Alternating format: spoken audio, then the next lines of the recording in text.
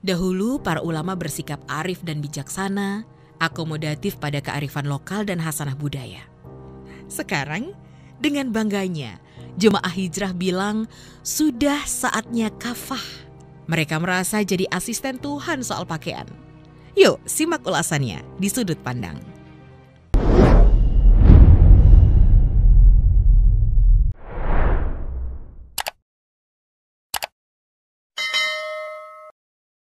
Orang Indonesia, tulisan Nisa Alwis. Kemarin seorang uhti memuji gadis berjilbab di samping saya, sekaligus ia menunjukkan tak ada kompromi baginya, apalagi apresiasi pada yang hanya berselendang saja. Alhamdulillah, yang muda malah sudah hijrah. Begitu kurang lebih ungkapannya. Selanjutnya ia bersemangat menunjukkan bahwa dirinya agen dakwah. Intinya, baginya jilbab itu mutlak. Ia samakan berjilbab bagai kewajiban ibadah haji. Menjaganya bagai kesetiaan orang menjaga pernikahan. Wong gendeng iki. Kejauhan main atau gimana ini? Mbak, haji itu rukun Islam. Kalau jilbab rukun apa? Menikah untuk sehidup semati. Kalau baju, bukannya tiap hari biasa ganti-ganti. Setali 3 uang, ada juga yang serupa.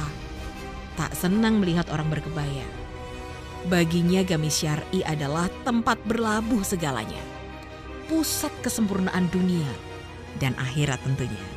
Saya ingatkan, jangan fanatik amat. Sekedar pakaian bukanlah jaminan. Arab Saudi saja sekarang melakukan reorientasi. Tak bergaya ultra konservatif lagi. Mereka sudah tahu itu menghambat indeks pertumbuhan dalam negeri. Wanita di sana kini legal saja nampak rambut melepas burka. Silakan update. Apa dan mengapa visi KSA 2030? Ia nggak mau tahu. Malah kirim meme isinya, oh target MBS itu bikin orang NU bahagia ya. Bisa pergi haji pakai kebaya. Aduh, angel temen tuturanmu. Saya tidak tahu pengalaman leluhurmu. Tapi ini sedikit cerita dari nenek saya. Beliau berangkat haji kala muda di zaman Belanda. Menempuh perjalanan naik kapal berbulan-bulan. Selama di sana dan juga sekembalinya, beliau pakai kain kebaya, layaknya orang Sunda, beserta selendangnya. Rasanya begitupun famili jemaah haji yang berangkat sampai era 80-an. Itu bukan pelanggaran. Anda jangan berpikir, haji mabrur patokannya baju kekinian. Dan hingga akhir hayatnya, apakah para nenek kita ada yang hijrah? Ya enggak lah. Itu kan istilah anyaran dari kelompok tarbiyah. Taubat ya taubatan nasuha. Tekad untuk lebih baik dalam sikap dan laku lampah. Itu akhlak namanya. Sangat sempit jika hijab zaman now jadi lambangnya. Tren syar'i ini malah menjadi ruang kamuflase bagi para pesakitan yang menarik iba dan simpati dengan mengubah penampilan di persidangan. Juga tahu kan bagaimana potret-potret religius terpampang di mana-mana saat musim pileg dan pilkada. Itu gak ada hubungannya sama sekali dengan kapabilitas dan kinerja mereka. Jual tampang saja. Jadi neneknya ihram, wukuf, sa'i pakai kebaya. Ya enggak lah Mali. Kayak gak tahu aja. Orang sini gimana sih kalau ibadah sholat? Kan pakai mukena. Andai pura-pura tidak lupa, pastinya ingat. Kapan istilah syar'i menyeruak di sini? Kemarin sore. Ya, baru kemarin sore. Para wali sejak awal gak kampanye syar'i berupa baju. Karena itu bukan prinsip. Gak penting. Bukan syarat sahnya Islam. Yang tidak berjilbab sekarang sering dianggap non-muslim. Minimal katanya nirhidayah. Etika pergaulan jadi sirna karena ada yang merasa lebih sempurna. Padahal aurat adalah produk fikih dan soal budaya, hasil ijtihad manusia. Tapi orang-orang sekarang pada ngotot Jilbab adalah perintah langsung dari Allah. Seolah ulama dahulu mengabaikan perintahnya. Ini pangkal masalahnya. Gak bisa memilah teks dan konteks, tapi merasa asisten Tuhan soal pakaian. Dahulu, para ulama bersikap arif dan bijaksana, akomodatif pada kearifan lokal dan hasanah budaya. Inilah faktor Islam di negeri ini diterima. Bayangkan jika sejak semula para dai berkata, camkan, syarat wanita muslimah adalah ketertutupan. Mungkin akan lain ceritanya. Siapa yang tertarik jika hal lumrah malah dipersusah? Sekarang, dengan bangganya jamaah hijrah bilang, dahulu wajar saja begitu. Kini sudah saatnya kita kafah. Ngarang.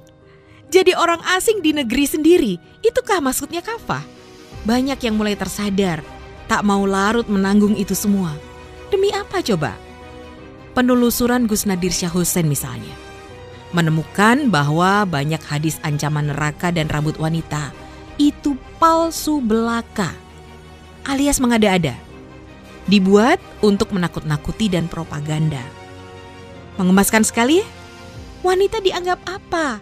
Pengajian dengan spirit Ikhwanul Muslimin dan Wahabi biasanya penuh muatan ini.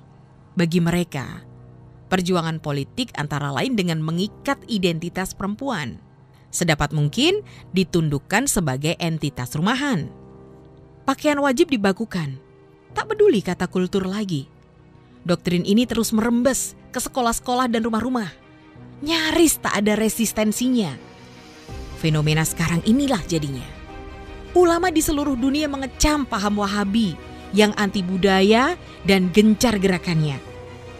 Jika kita ingin tahu kapan kita mulai terpapar aliran ini, ingat saja, kapan orang tua kita mulai tak nyaman disasak dan dicepol rambutnya lagi.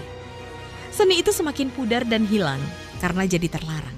Lalu ramai cap bid'ah dan syirik di sana-sini.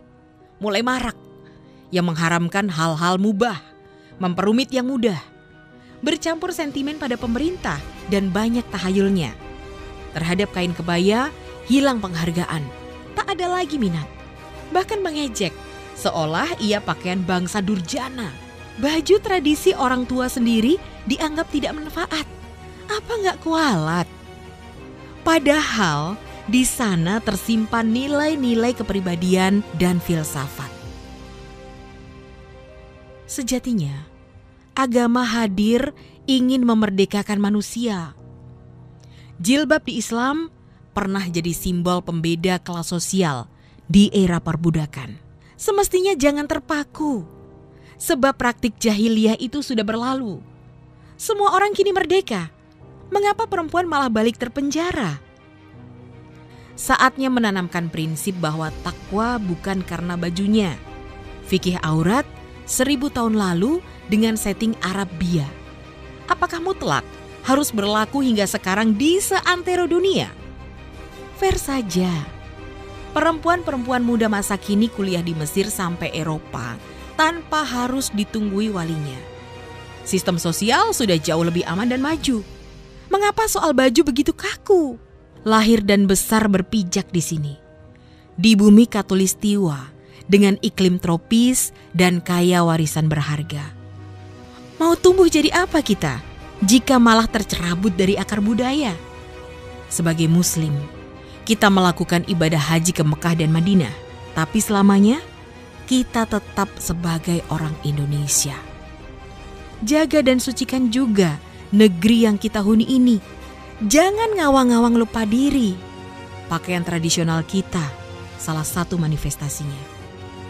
Jika tak lagi engkau kenakan, setidaknya jangan engkau campakkan dan haramkan.